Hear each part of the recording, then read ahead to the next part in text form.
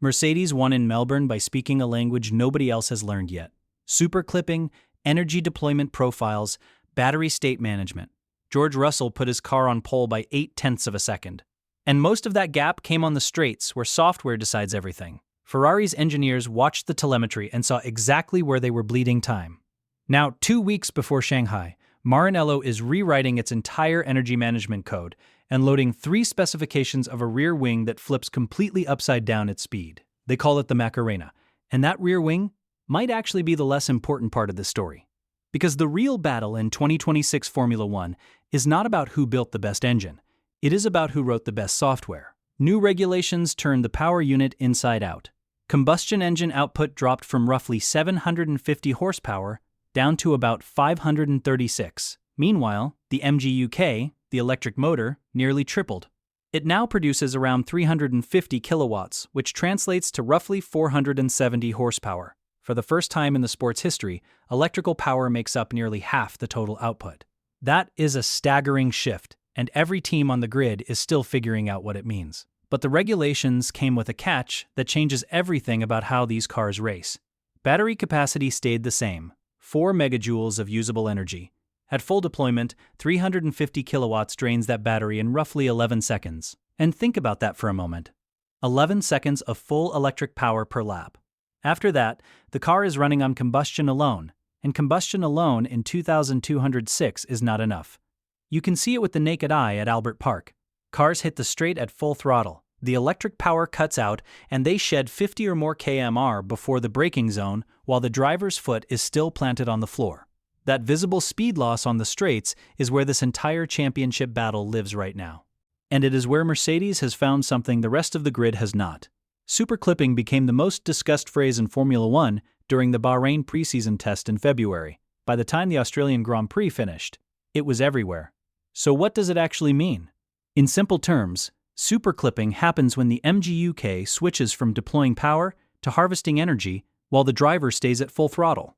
Imagine you are on a long, straight flat out. Your battery is empty. Instead of lifting off the throttle to let the electric motor recharge, you keep your foot down and let the motor generator act like a dynamo, pulling kinetic energy from the rear wheels and converting it back into battery charge. Your car slows down, but not because the driver lifted. It slows because the motor is stealing energy from forward motion. Sky Sports commentators compared it to engaging a brake that charges the battery.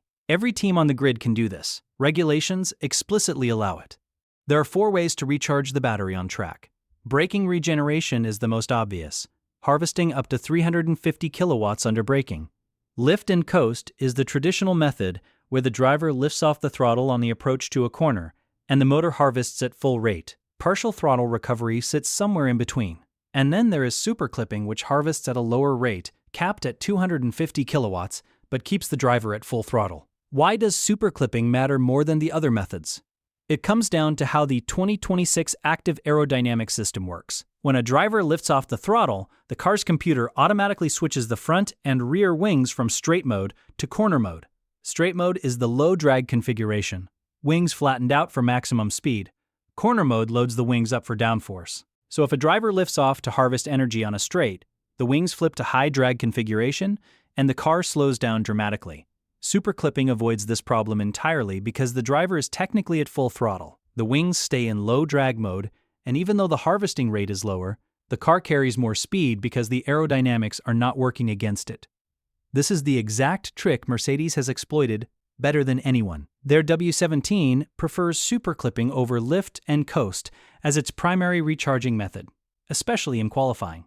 It recharges with the rear wing open in straight mode, arriving at the braking zone faster than every other car on the grid. That means Mercedes drivers brake later, carry more speed, and enter corners with an advantage that has nothing to do with downforce or tire grip.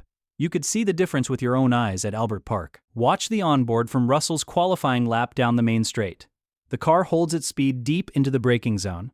The wing stays flat and the battery icon on the steering display ticks upward even as the car approaches 300 km/h. Now compare that to the Ferrari onboard. The Leclerc car visibly scrubs speed earlier on the same straight, and by the time he reaches the braking zone, his battery is already drained. Same straight, same regulations, completely different energy profiles. That is not a hardware problem. That is a software calibration problem. But superclipping alone does not explain the full picture. Three things are working together inside the Mercedes package. First, the combustion engine itself. Mercedes found a loophole in the compression ratio regulations. The rules mandate a maximum ratio of 16, one measured on a cold engine. Mercedes engineered components that sit right at 16.1 when cold, but expand under operating temperature to approximately 18.1. That higher compression ratio extracts more power from each combustion cycle. Ferrari held the Macarena back from Melbourne. They wanted stability for the season opener, while engineers continued refining the opening and closing phases. Reports now indicate 3 validated specifications are being shipped to Shanghai, with a more developed version planned for the Canadian Grand Prix in late May. Now for the regulatory chess match happening above the teams. The compression ratio loophole closes June 1st. That strips Mercedes of somewhere between 13 and 30 brake horsepower, at roughly the quarter mark of the season. But Mercedes is not sitting still.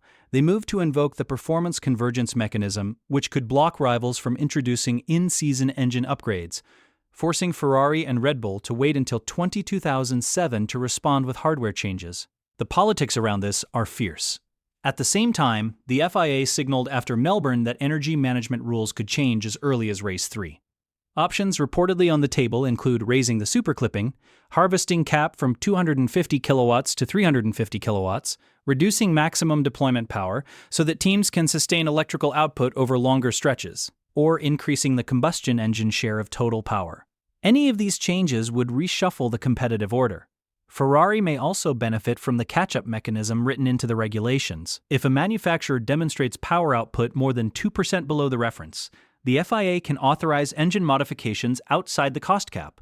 A formal request could be submitted around the Belgian Grand Prix, with any approved upgrade becoming operational from Hungary in late July.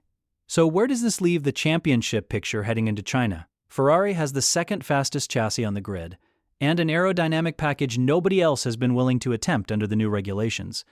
Their race pace deficit is roughly half of the qualifying gap, which tells you the underlying car is competitive. The software overhaul targeting energy deployment profiles matters more than any physical upgrade Ferrari will bring to Shanghai, because it attacks the root cause of the straight-line speed deficit rather than masking it. Mercedes has a mature software platform, the strongest combustion engine on the grid through at least June, and a chassis that creates a compounding energy advantage through faster cornering.